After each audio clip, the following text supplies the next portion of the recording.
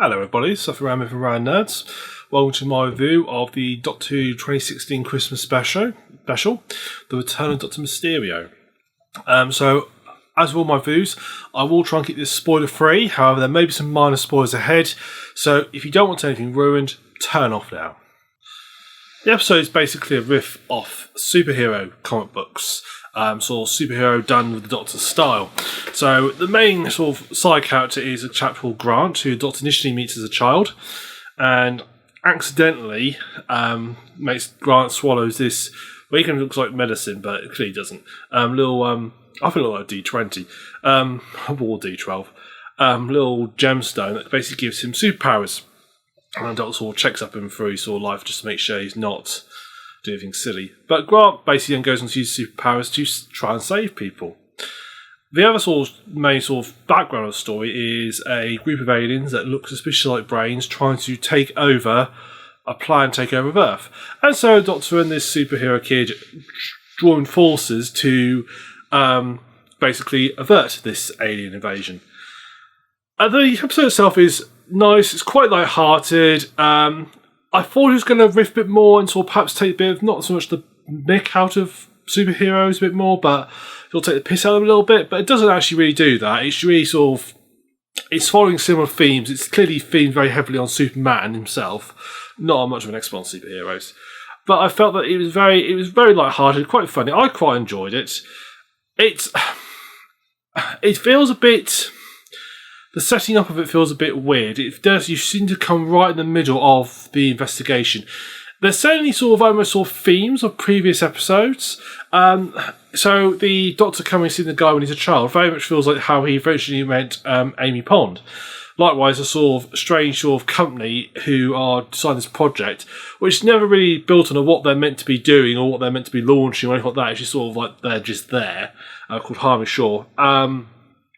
That feels very much like, I can't remember the name of the episode, but it was the episode where he first meets up with Donna, played by Catherine Tate, where the adipose, little like fat creatures thingies, felt very much like that, where he has his sort of guy investigating. So the themes of previous episodes and the idea of sort of distracting aliens using distractions to invade, I won't go any more details now because that will spoil what's going to happen. It feels like we are sort of putting sort of bits of storyline of previous episodes together.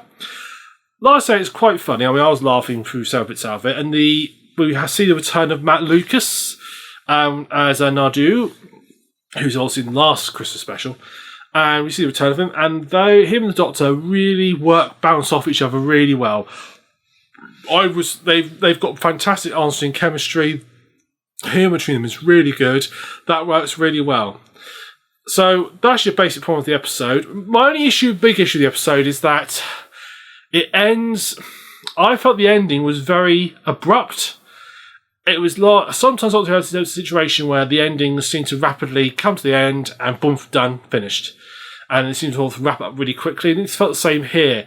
The big sort of... At the very end, the whole thing where he basically sort of...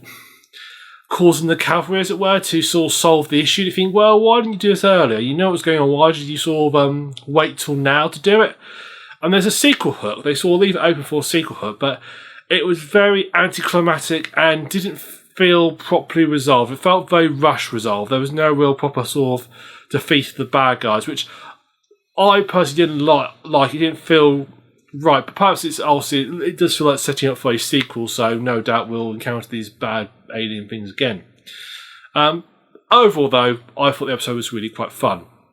So I've already mentioned that Nat Lucas is back in it, playing Nadu from the previous episode, and like I say, very well together. I like the character. I thought he was quite funny. I'm not going to go into more details because I've already mentioned him in the previous segments. Other characters in here, main characters. Well, I've got my list here. So you've got this chap. Justin Chatwood plays Grant, and also he also plays a superhero in the episode. So the older child.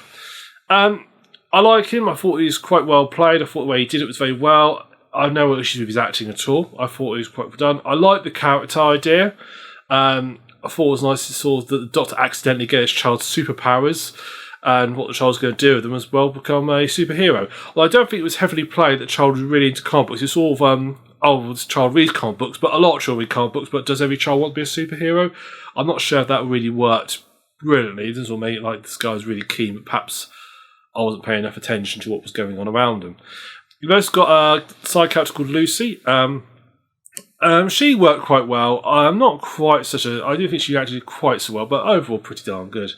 The two main bad guys, I like the bait and switch. You got a chap called Mr. Brock at the start, or Brooke.